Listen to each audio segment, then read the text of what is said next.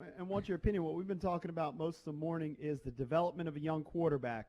And when you were most recently with the Cleveland Browns, of course, you had Baker Mayfield. And if I recall, he didn't start immediately, but eventually he took over as the starter. What do you see from Dwayne Haskins, who is in year two but hasn't had a ton of experience in college and with the Washington football team thus far? What do you see from Haskins in the development? Well, it's just what you just said. He hasn't had a ton of experience. I think he's working through some things. He has really good coaches. I think they're trying to do everything they can to put him in good position to have success. If you just go back to the Cleveland game, there were some throws that was disappointing, I'm sure, for him, for the team, and the turnovers, because it would have gave him a chance to be in the game a little bit better. But then this past week, he cleaned those up, no turnovers. But at the same time, you want to get to winning. And I know what happens to these young quarterbacks. They get compared to all the other young quarterbacks. You're looking over at the kid at Joe Burrow in Cincinnati, and he's lighting it up. You know, they won on top of he's thrown for 300 yards every game, you know. And then people start comparing talent. You know, well, we're comparable at this position. We're comparable at that position. I just think it's different for everybody. It's not, you know, same size fit all. I think it's going to take a little time, but hopefully he can get there. What about a skill like accuracy? You've worked with a ton of quarterbacks.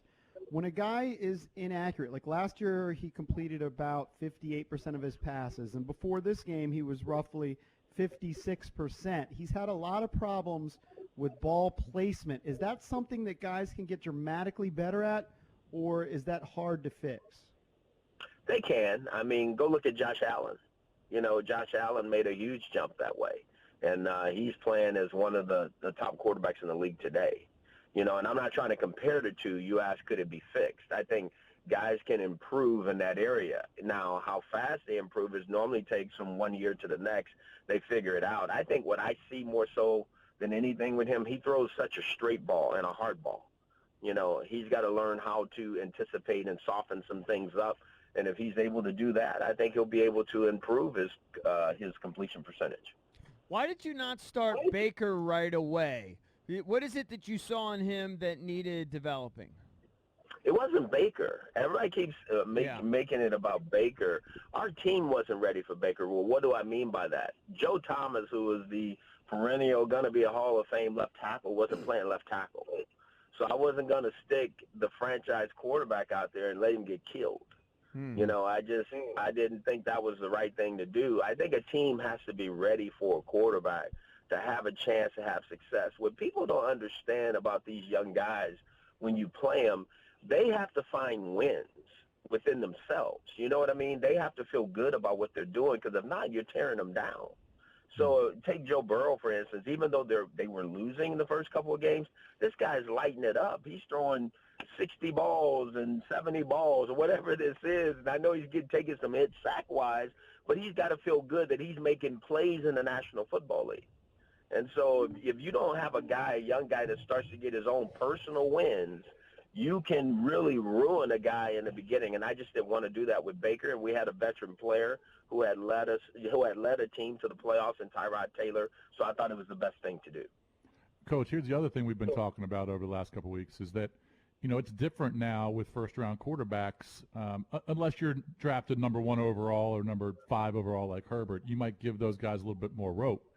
But someone who's drafted 15, who's in a system with a brand new coaching staff that inherited him, Dwayne probably doesn't have the rope that those other guys do. So the question is, oh, that's absolutely right. So the question is how long, and this is what Rivera's talking about each week. He's like, we got to see improvement, or it might be next man up, which may be unfair to Haskins since he didn't play a lot of college football. Especially because people will point to Peyton Manning and all the interceptions he threw in his first year, or Troy Aikman, but it's a different league now. The guys don't get that kind of rope. You got to produce right away. So how does Rivera handle that when he knows he has a young quarterback, but he also needs to see wins, like you said? Well, I think you said it. This is not his guy. He inherited him. You know, and I think he's going to want to go get his quarterback, you know, and that's what it turns into, because the head coach has to believe that the guy can win for him. I don't care if it's Haskins or any other quarterback in the National Football League. If you come in as the head coach and you're not happy at that position with the way it's performing, and if you don't think it's going to ascend, and be what you want it to be, the easiest thing to do is go draft your quarterback, go draft your franchise quarterback, as long as you have the support of the organization. What do you see in Dwayne when you see him overall? You saw one thing that you said that you'd like to see him improve. He throws such a straight ball, right? So you'd like to see him anticipate a little bit more, maybe take a little off of it. But what are some of the positive attributes, or it could be negative? I'm not asking you to be negative, but just sort of like if you had a scouting report on him, what do you see on him? What do you like about him? That sort of thing. Well, I think what I see is arm talent. I see competitiveness. He has the big arm. He can throw the ball down the field. And if that's the type of offense you're playing in, then that's great. What I think he's got to continue to improve at is just his movement skills. He's got to be able to move in the pocket and create just a little bit more time for people to get open. What happens in the National Football League, as you guys know, everything is not on schedule. You got to be able to make these off-schedule throws, off-schedule plays, and then when people are open, you got to be able to hit them, which leads to the accuracy. So he's got to improve his accuracy. He's got to get a little bit better mobility-wise, and you can improve that. I think he lost weight from last year. He's leaner, and I think he'll even continue to grow that way and understand how important it is to be not fast in the National Football League, but quick enough to where you can get away and avoid things to make unscheduled throws when you need to make them. And then I just think, from an accuracy standpoint, it's something he's going to have to continue to work at for the rest of his career. Coach, here's another thing we've been talking about. All right, so Rivera might have a dilemma here on his hands because, as you know, the division sucks. All right, they're 3-12-1 combined. All right, they're the only division that's been all four teams have been outscored in point differential. So Rivera's trying to develop this young quarterback, but maybe, and you could tell me from your standpoint, does Rivera think, well, you know what, this division might be winnable because it's so bad. We might be able to win this thing with 6 or 7 wins. So how does he react to that when he's got a young quarterback, but maybe a next man up, a Kyle Allen type, can win games for him? Well, you said it. I think at some point in time in every coach's mind, the thought of growing a quarterback is always override by can't we win, because you owe the locker room. You owe the rest of those guys in the locker room who's working hard every day. If you feel like somebody's going to give you a better chance to win, and especially as you just pointed out in that division where things are not going well for really anybody, boy, you better get to winning as fast as you can, because winning sure feels a lot better than saying, boy, I don't know about where this quarterback is. And I know that's a hard statement because most people want to make sure they have their franchise quarterback so they can move forward. But if you're not winning and you're not sure, boy, that's a bad combination right there. Hey, if Hue Jackson was coaching again in the league and he could start with any quarterback in the league, would you go Mahomes, Russell Wilson? There are a lot of guys who are just having great years. Not for like long term, just 1 year. You got your guy. Who's your guy for this Josh 1 Allen?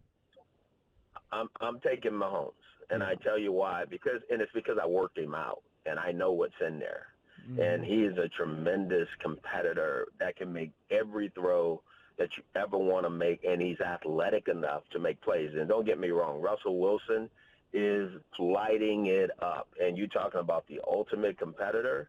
But this other guy, in tough situations, just like Russell, he makes plays that others don't make.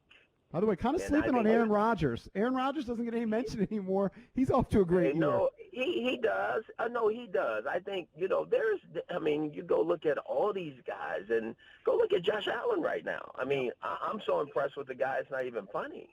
You're talking about a big physical man who can stand in there and make throws and who have learned to buy a little bit more time to make throws. Now, he almost got hurt yesterday doing that, but he's got to learn from that. But at the same time, these guys are emerging. But, boy, when you look at Patrick Mahomes, what he's done from a consistency standpoint, go look at this guy's record in September.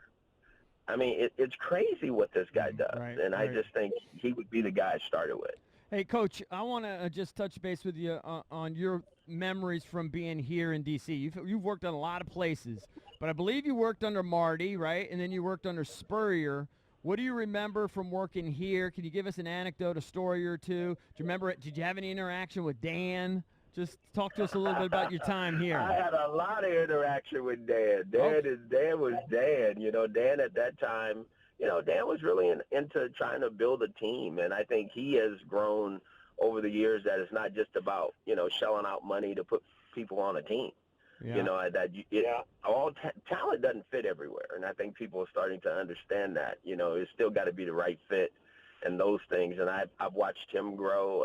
My time with Marty Schottenheimer was unbelievable. Coaching Stephen Davis was amazing.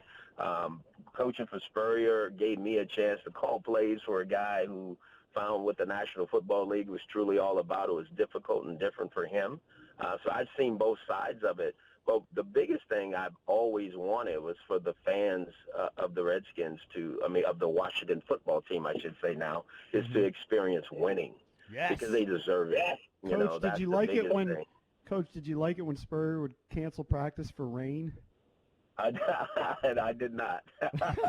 Me and a bunch of coaches didn't like that, but that's who he was. You know, everybody has a different way of doing things, and rain and snow just wasn't his thing, and that's part of it. Was So, Coach, Dan, hold on real quick, was Dan a weirdo? I ask everybody that talks to him. Like, was he like a normal person, or because he's an enigma to the fans? Because all we ever see is him introduce a new head coach every 3 or 4 years, and that's it. Like, what's he like? Right. Dan is a real guy, you know, and I'm surprised that I don't know why he has that where people, and I understand he's the owner, and a lot of people don't get to know the owners on a personal level. I did get to know Dan on a personal level, and Dan was a real guy. I mean, we had lunch together. We would do things together, laugh, you know, that type of thing, talk about football, talk about where we were headed. So I get surprised at a lot of the different things I hear about Dan, but I know my experience with him is that he was a football guy. It was important to him to win, and he was willing to do everything it took to win. And I think that's the problem. Sometimes you think doing everything you think it needs to be done to win may not be what needs to be done to win. So that's the problem sometimes.